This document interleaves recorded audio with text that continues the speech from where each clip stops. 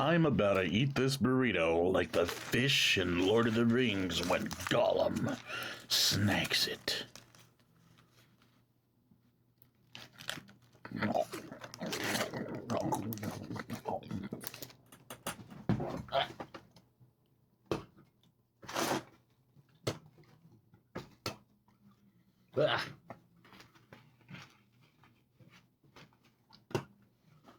Too gross. I think those beans were old. Gross. I did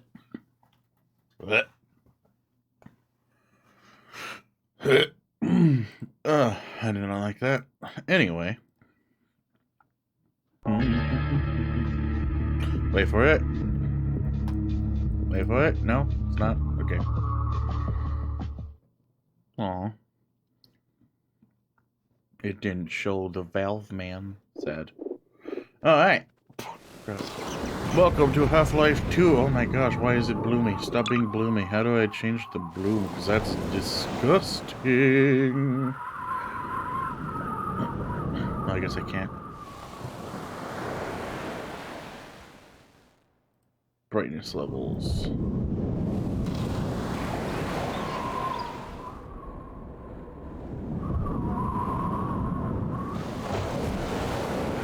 That's better.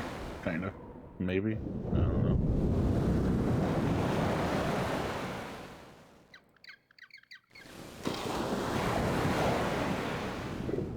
Alright, this is supposed to be a short game. I think it was supposed to showcase some new stuff or whatever's. Back in the day when it came out, so. With that being said, let's just get right into it. Let's just go. Let's just dive right into this bad boy. You know what I mean, guys? Oh, hello.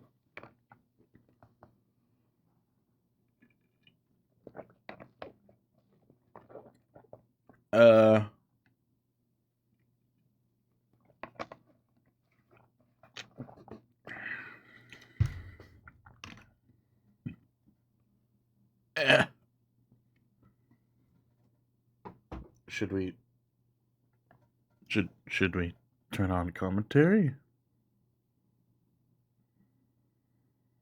Yeah, let's do it. Oh, to start or stop. Okay. Any balloon. Okay. Okay, cool. Nothing like Twitch streaming at 8 a.m. Oh, yeah.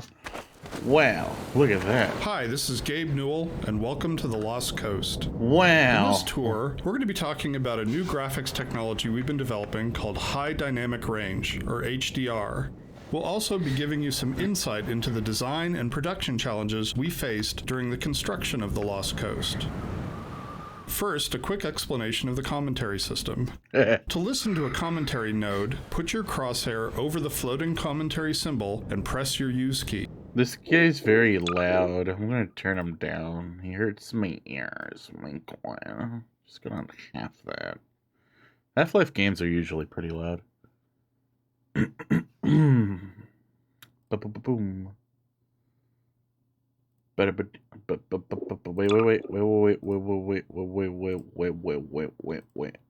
There you go. To stop the commentary, put your crosshair over the rotating node and press your use key again. Some commentary nodes may take control of the game for the purpose of showing something to you. In these cases, simply pressing your use key will stop the commentary. Cool. Wow. They made some HDR stuffs. Holy panolis. I wasn't gonna ask you how it works. It's probably because, I don't know, maybe your shitty headphones are a lot tinny. So I don't know if you're hearing less bass and more clarity. What with having more, what you call it, Mashooty was it?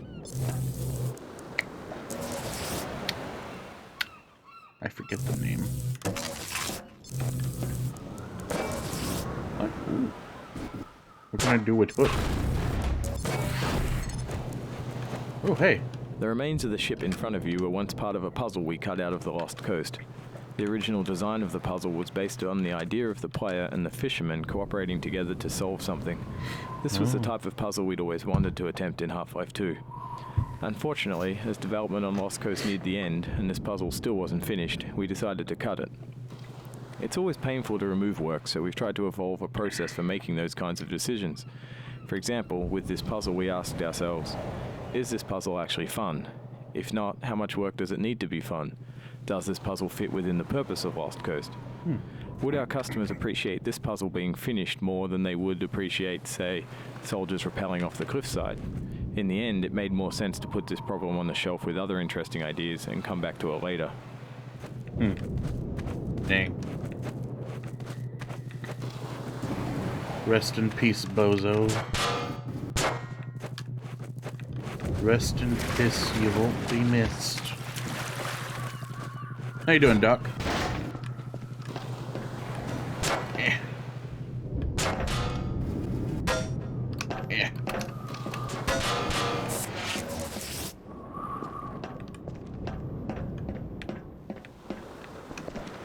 Is Doc still here?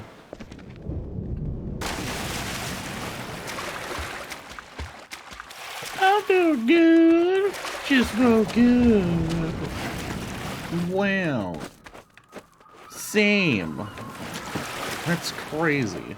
When the art team started to think about a location that would demonstrate the power of HDR, a beach was one of the first choices we made. The visual relationship between the sky, the water, and the rocks is something we could not achieve without HDR. In order for high dynamic range to correctly simulate the light's interaction with the surfaces around you, like these wet rocks, we needed more precise information about the surfaces than we've had in the past. And now going forward, we're modeling textures in 3D packages to ensure that the physical information encoded in the texture allows HDR to correctly bounce light off the surface. We also designed the colors and values of each surface to ensure they will be correct across all exposure levels. It's not wet. That one's wet. That's a wet one. Like a fart. With conventional rendering, seen here on the left, if something on the screen is 20% reflective, like the wet sand, then the maximum reflected brightness could only be 20% of the maximum brightness of your monitor. HDR's more accurate simulation of light ensures that the sun's reflection on this wet sand appears as it would in the real world, which could potentially use 100% of the maximum monitor brightness. HDR uses bloom to simulate light that is beyond 100% of a monitor's maximum brightness. Wow. I don't like bloom. It's gross. The process of building characters in Half-Life 2 taught us many things. By the end, we believed we'd figured out a more effective process for designing and constructing characters. This fisherman is the first character we built using that process. Design-wise, the fisherman was focused on showcasing HDR and the way light falls on human skin. The highlights on his forehead and nose are good examples of specularity on human skin.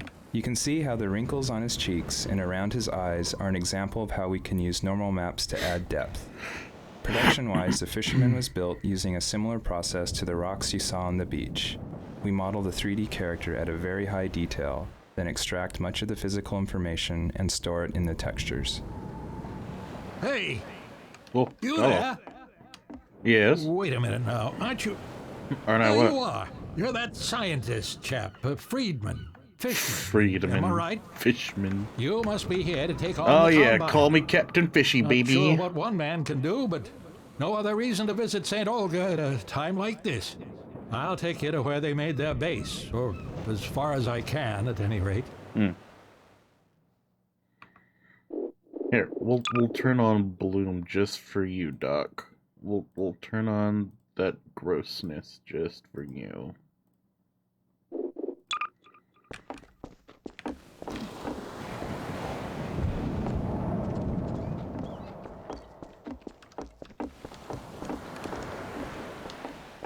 Water presents us with a lot of rendering challenges. In fact, we have to render the scene 3 times. Once for the refraction of what's under the water, once for the reflection of everything above the water, and once from the player's view. You can see the reflection and refraction scenes in the two small windows on screen. In the refraction, we calculate per pixel how much water you're looking through to do a volumetric underwater fog to simulate particulate matter. For our full HDR solution, we had to go through the entire engine and modify every bit of code that calculated light and color. For example, these water reflection and refraction renderings had to be improved to support the full range of contrast values. Wow. That's a lot of work. That I'm too lazy to do. Here, now, let me just unlock this gate for you. It's a good thing they Got did the work key for right us. here. There we go. Get along now, laddie.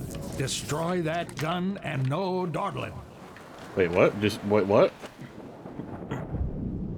Destroy this gun?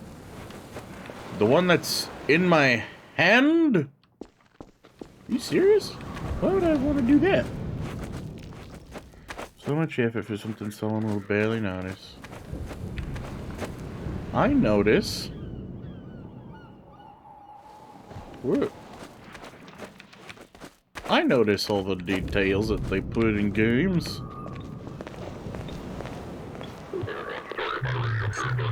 Ow.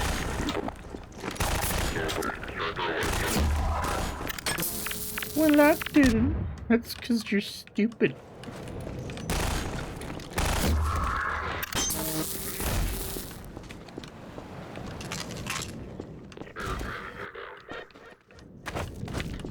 All the game designing software kind of does that automatically, pretty much. For like Epic, or the, not Epic, but like Unreal and all that, they already did all the hard work for us. So, yeah.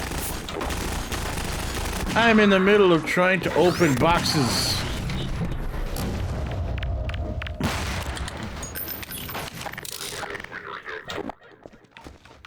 See, now this is better. This is way better than what they had in the previous one. In the previous one, it was like a teeth thing, and it was really fucking weird how it just went through from one gun to another, and then went off to the other section to some other guns that I didn't want to fucking use.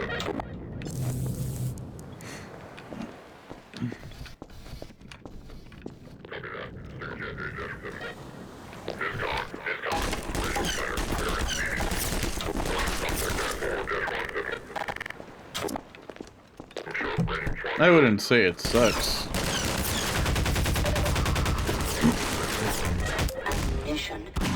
I'd say it's more of a convenience thing than anything.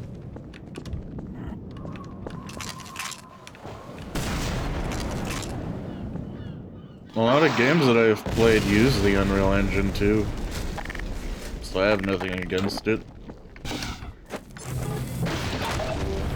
The area you're currently entering is called the Cliffside Arena.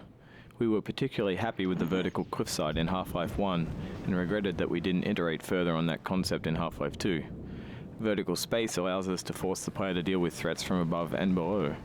We find that players focus their view on the direction they're traveling, so by using a cliffside and having the player ascend it, we ensure that the player will look up and be prepared for enemies.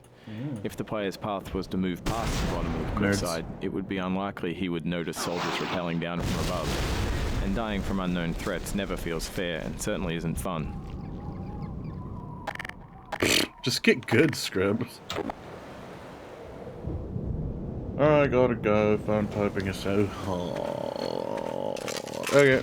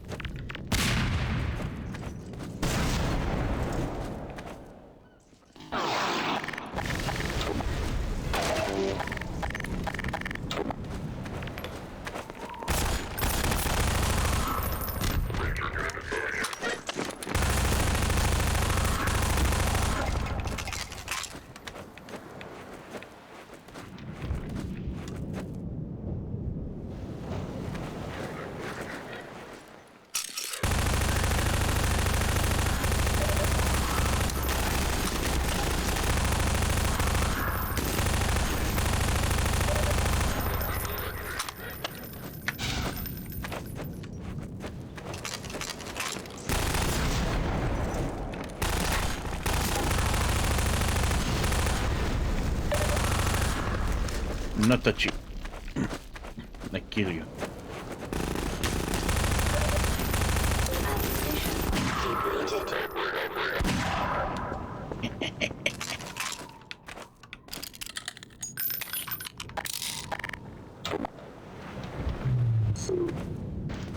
No, my box.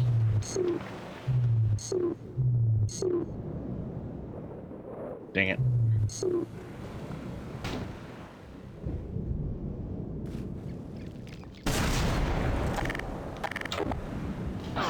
Well, that doesn't work. Uh-oh.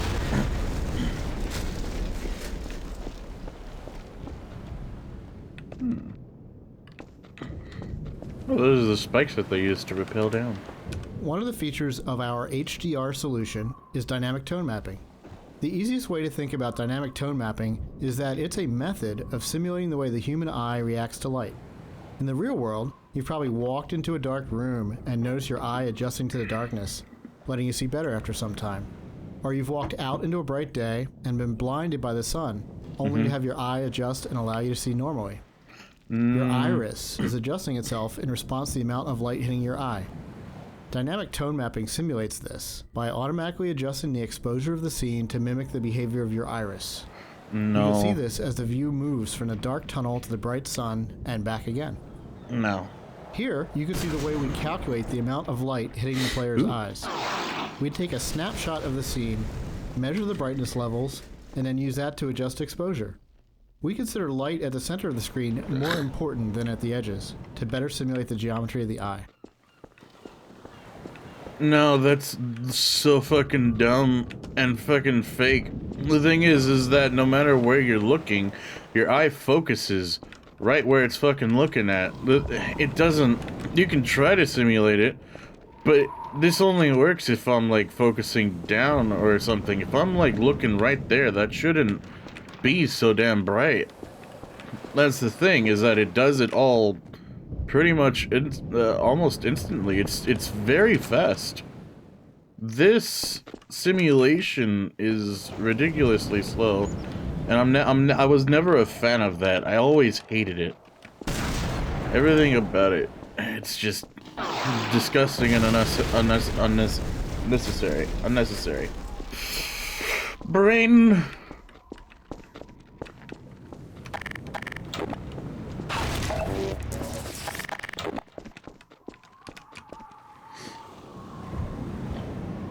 What do I think of birds? Alright.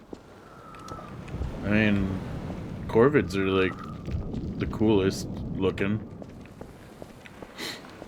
Vultures are pretty nasty looking creatures. And they are pretty nasty creatures. They eat anything.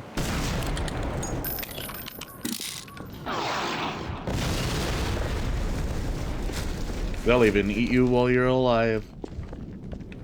And still dying. They won't wait for you to die. They'll just peck your eyes out while you have very little strength to fight back. The courtyard in front of you is a space we call an arena. Arenas are built to hold the player for a period of time and usually contain combat. Pelicans are a bunch of cum-guzzling dirty slut bags.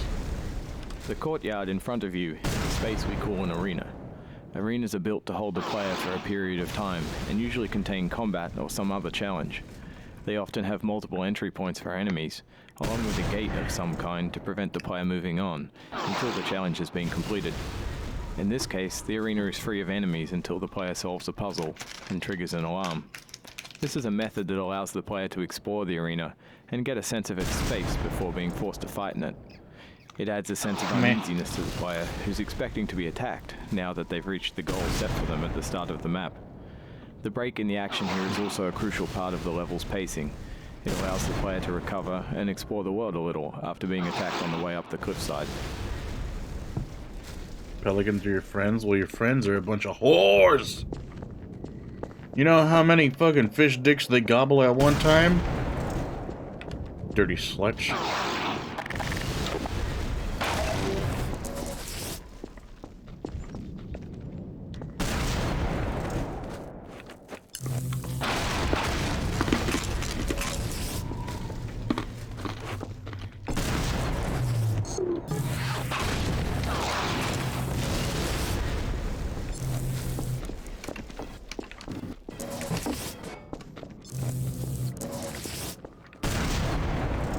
The source engine supports a wide variety of shaders.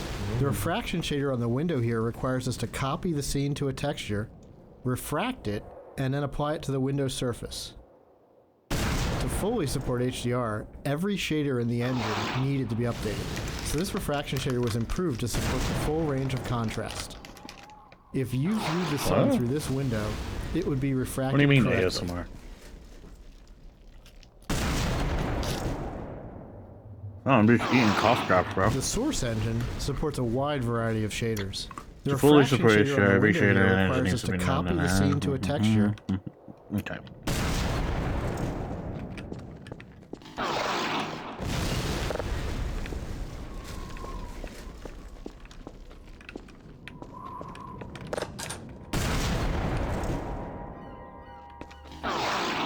We wanted to transition from a bright, wide-open space into a tighter, closed one to showcase HDR's dynamic tone mapping.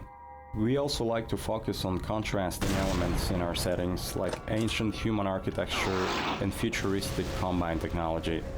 A monastery fit these requirements perfectly. Monasteries are generally isolated, unlit, and built ages ago. They provide a great backdrop for the contrasting combine technology. When we build fictional settings, we try to ground them by basing them off a real-world location. We use these locations as a design constraint that forces a logical consistency behind the art choices.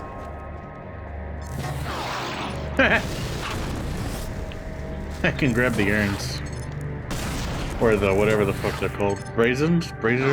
Something like that. Churches are great dramatic spaces. They're often lit naturally with extremes of darkness and brightness, which makes them a great showcase for HDR. Where? Gothic churches are the sober monochromatic spaces that you've seen in almost every horror movie or game.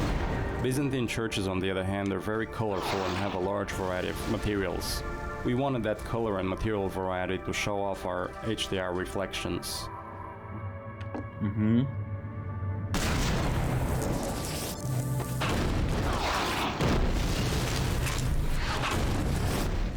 It's a pretty nice church.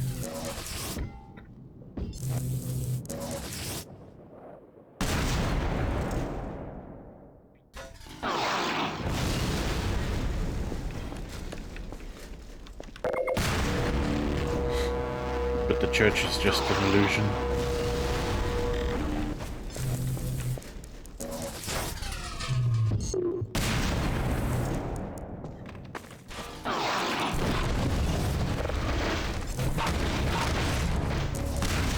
Our games are filled with things we call gates, which are essentially just challenges that the player must overcome to drive the experience forward. We used a puzzle here since the player has been through combat and exploration recently. When we design challenges, we try to ensure that the player's goal and the action required by the player are both fun. It's not hard to create interesting goals for the player, like stopping this machine from shelling the nearby village, but the action required by the player to solve the challenge needs to be fun as well. So instead of something menial, such as hitting an off switch, the player gets to use physics to jam the gun's mechanism and cause it to break.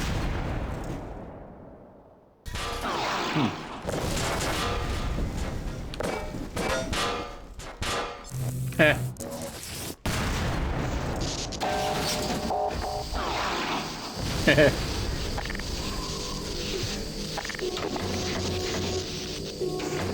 Oh, wait.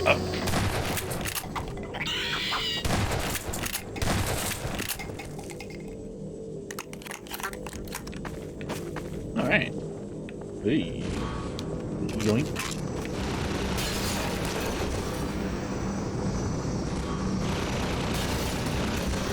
Man, this church is fucked up.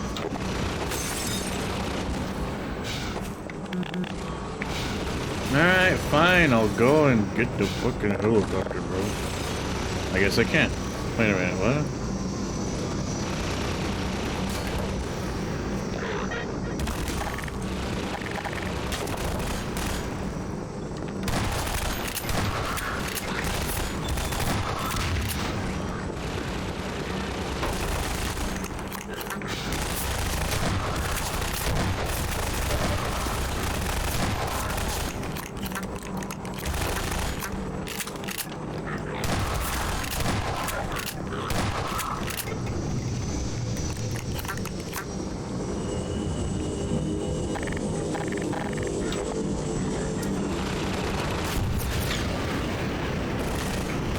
Come on, big boy. What you gonna do?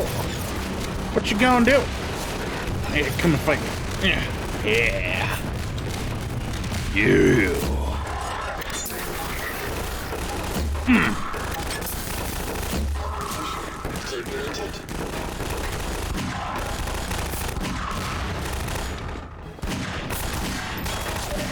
Oh, why was he able to shoot through that, but I couldn't? Well, that's a little unfair. And you're a little stupid. I gotta heal. Blub.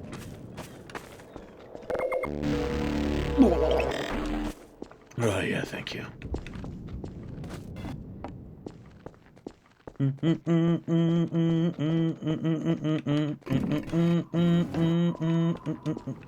Oh.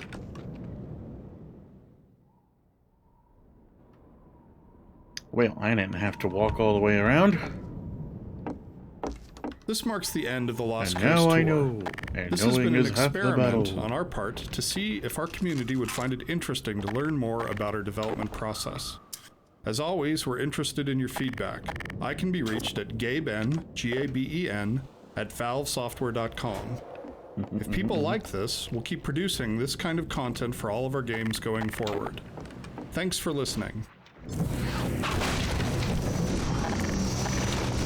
Bring it on, you silly helicopter! I will kill you! And your mother!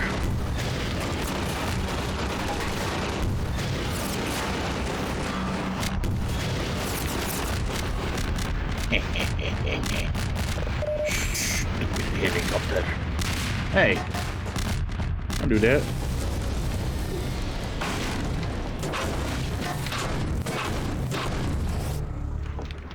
Is there any more of it? Was that 14? I can't tell. That was one. Oh. Oh shit. Oh shit. Oh scheisse.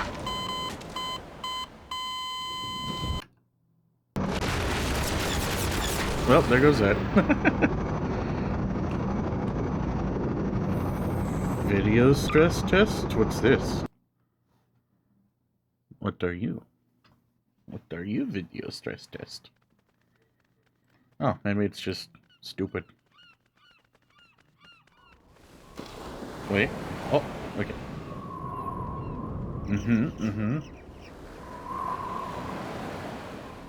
It's very jittery.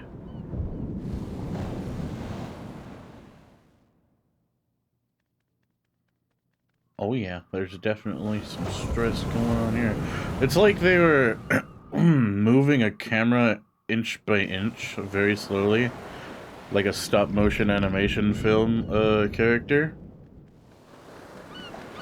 And we're seeing the perspective of that character.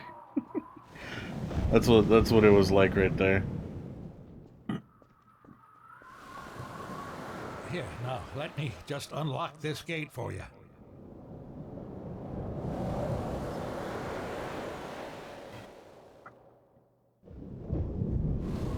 Did he unlock the gate for the... Okay. I was about to say, did he unlock the gate for the camera?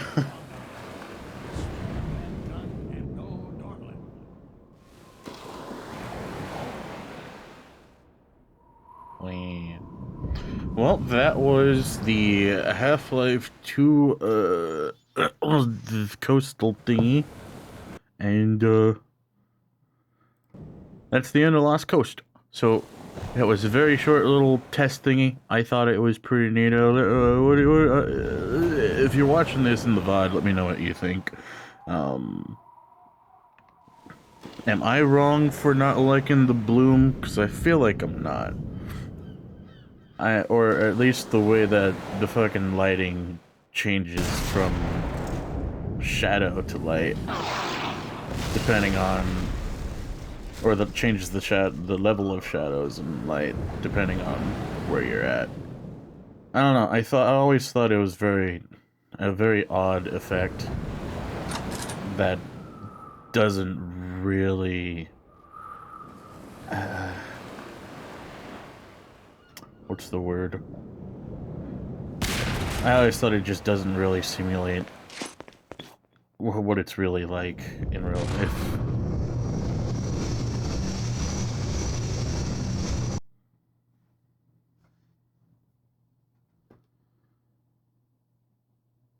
Oh, yeah. Average frame rate during the stress test was 268.60 FPS. By choosing to upload your data, you will be sent information about the type of speed of your CPU and RAM. Sure, why not?